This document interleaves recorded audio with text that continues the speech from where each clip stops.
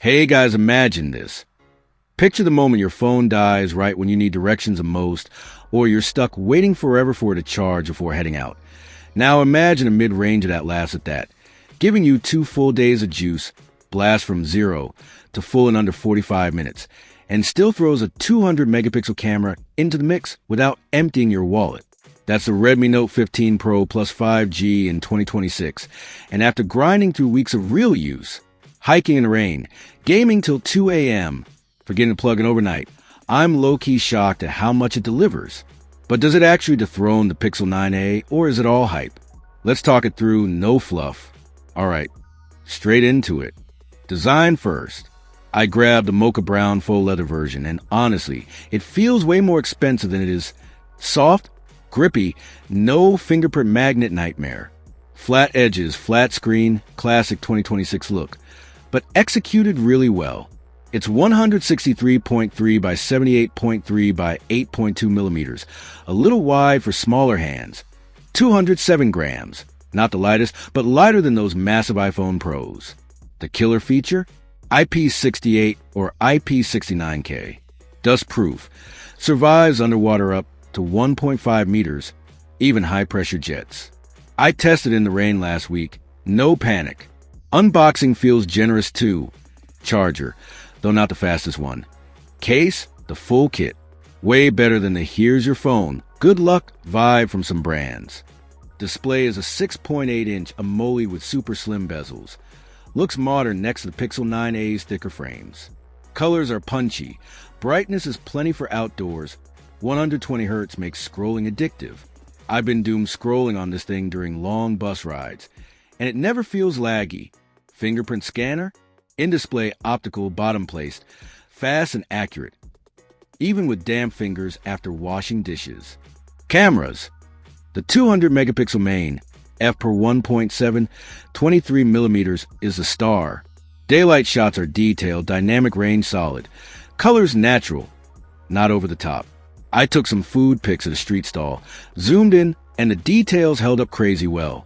Default 12 megapixel files are small, 3 MB, but Ultra HD 200 megapixel mode gives you massive files, 20 MB, for cropping or printing. Low light is decent for the price.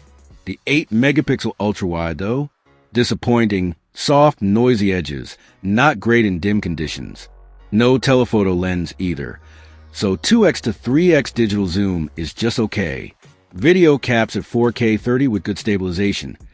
Smooth for walking vlogs, but no 4K 60? That's a real miss when you're filming action or kids running around. Still, it's a step up from other Note 15 models. Performance. Snapdragon 7's Gen 4 4nm with 8 GB RAM keeps daily stuff buttery. No stutters in apps, browsing, or light editing. But against the Pixel 9a's Tensor G4, it trails by about 40% in CPU benchmarks, and gaming shows it. 3D Mark stress test around 1,000 points. Pixel doubles that. Genshin on medium is fine, but high settings? Drops. UFS 2.2 storage is slower than competitors, so loading big apps or galleries takes an extra second. And no micro SD slot. First Note series phone without it. If you're hoarding photos like I do, that hurts. Software. HyperOS 2.0 on Android 15. Upgrade to HyperOS 3.0 and Android 16 coming. 4 years of OS updates. Decent. But Pixel's 7 years wins for long-term peace of mind. HyperOS is customizable as heck. But yeah, some pre-installed apps you might uninstall. Battery is the absolute showstopper. 6,500 mAh silicon carbon beast. 15% bigger than Galaxy A56. Real world? 2 full days easy with mixed use. Streaming, calls, maps, socials. I once forgot to charge overnight after a heavy day and still had 40% left by lunch. 100 watts charging, 0 to 100 in 40 minutes with the right Xiaomi charger, not in box. Fair warning. Blows away the hour plus on rivals. No wireless though. That's a bummer if you're used to it. Audio, stereo speakers get loud and boomy.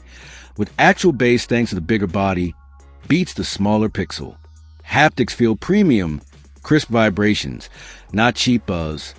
Value-wise right now, In the UK, Xiaomi's official site has the 8GB per 256GB at £349, down from £429 launch, with promos often keeping it there or lower, and 12GB per 512GB around £399.